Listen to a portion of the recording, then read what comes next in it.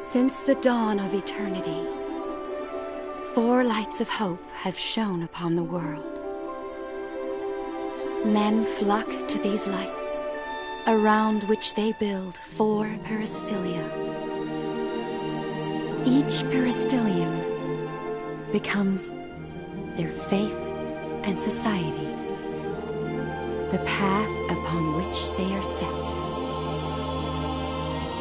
The vermilion bird, wings of fire to lift the heart.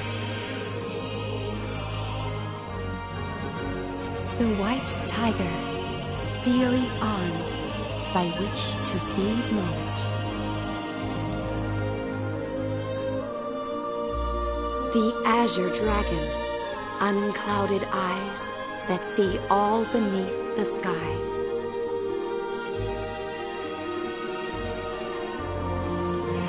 The black tortoise, a rigid shield and a well-guarded blade.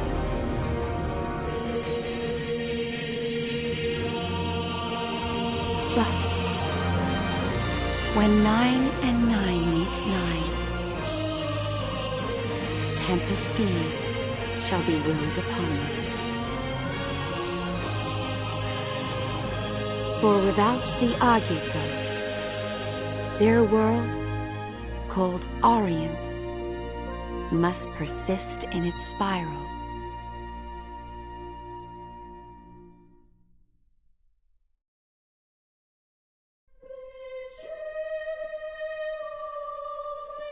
In this time of absolute darkness, we must unite to bring forth the light of hope. The time has come, yes. This is the dawn of a new age! And so the Milites Empire, home to the White Peristylium, invaded the neighboring dominion of Rubrum. As soon as the declaration of war was made, the Militesi main fleet swarmed into all corners of Rubrum. At the same time, a separate fleet was charged with a sneak attack on the Vermilion Peristylium. A lessee accompanied this task force. Using a lessee to invade a sovereign state was a direct violation of the Pax Codex, a treaty created by all 4 crystal states of Orience. The besieged Peristylium attempted to repel Milites's Magitech armors with powerful magic.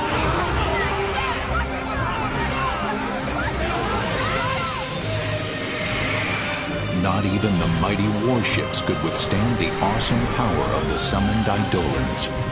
It seemed that the Militesi offensive would fail.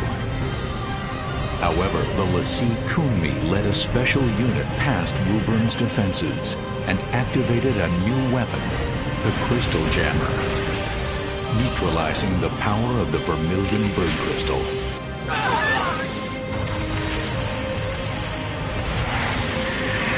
Severed from the source of their magical powers, the Rubrum forces were quickly overwhelmed and overrun. Imperial Marshal Sid Olstein demanded of Chancellor Kalia Cheval VI, the leader of Rubrum, that he surrender and transfer the Vermilion Bird Crystal to Militesi control.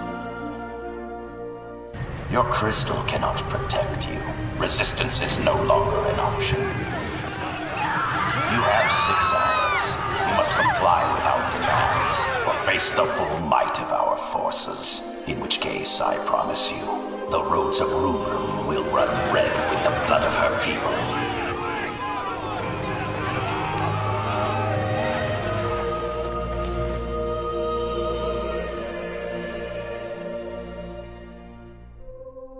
May the crystal guide them to salvation.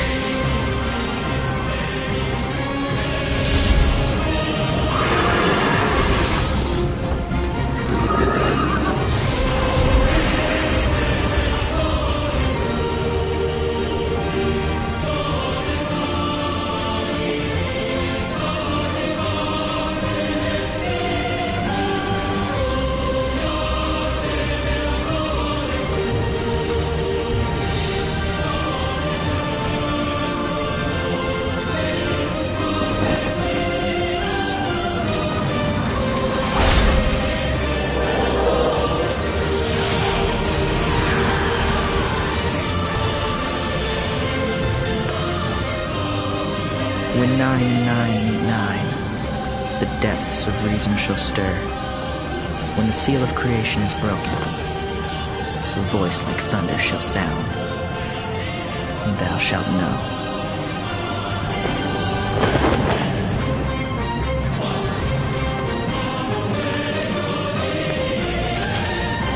We have arrived.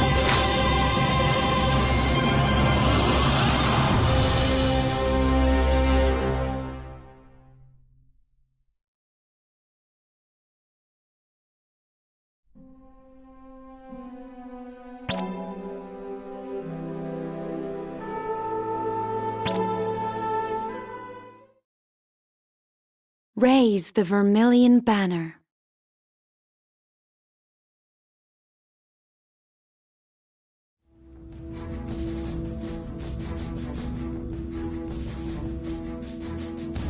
Fearing an attack with a second Ultima bomb, the Kingdom of Concordia, home to the Azure Peristilium, began defending the airspace over its territory and that of the Dominion of Rubrum.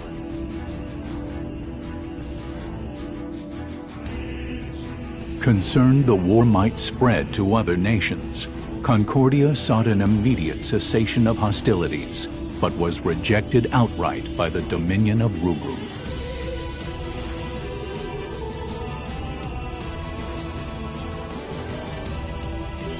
With large portions of land occupied by the Empire, the Dominion was reluctant to accept a ceasefire, as that would be a silent concession to the Empire's act of aggression.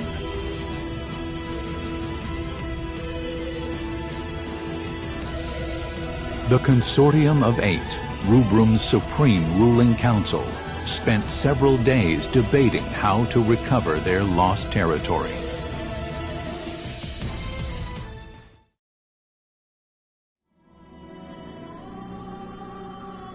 With our force's current state, do you really believe we can defeat the Empire in a full-scale conflict?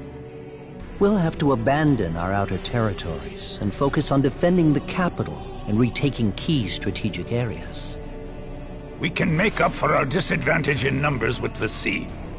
The Empire already unleashed the sea on us during this invasion. We're lucky that it wasn't a Primus. If they want to throw dirt at us, I say we just throw it right back at them. My, you've quite the sense of humor. Do you really think a lessee would accede to the wishes of the Consortium? Why not? The Vermilion Bird Crystal was attacked by an enemy lessee. It was put in danger. There's no way that its lessee could refuse to aid us in this situation. And if the lessee operated by that logic, you might actually have a point. Only the Vermilion Bird Crystal has the power to direct the lessee to help us. And the wills or won'ts surrounding that do not a productive discussion make. Might I offer a suggestion? I understand the cadets who were involved in the liberation of the capital were unaffected by the jammer and managed to repel the White Tiger lessee. Can we create more soldiers with the same magic technology used to create them?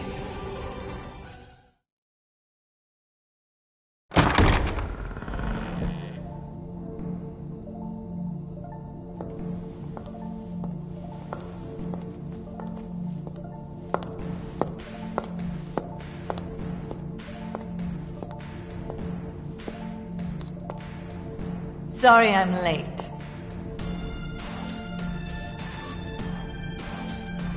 You can't simply repeat what I've done with the children. And the tech itself is classified. Disclosure is out of the question.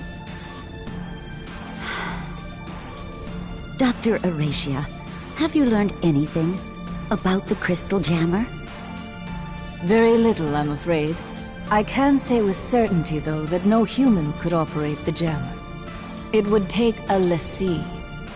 However, my scanners haven't detected any major disruptions since Lorica's little disappearing act. Based on the data, I believe that something has happened to the lessee, and the jammer is inoperable. Even if that's true, do you have an actual plan to get us out of this current mess? Just deploy the cadets. I believe that is the best way to turn the tide of battle without compromising our defenses.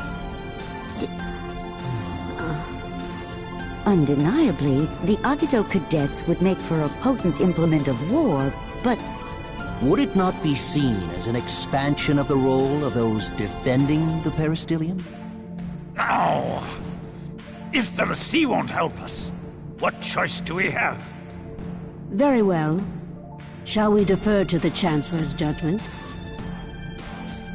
The Dominion's very existence is imperiled. Each of us will be put to trial. Even the Agito cadets. And if Rubrum is at stake, they would welcome those challenges.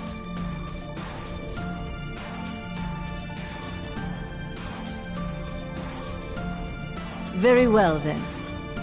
Shall we make it official?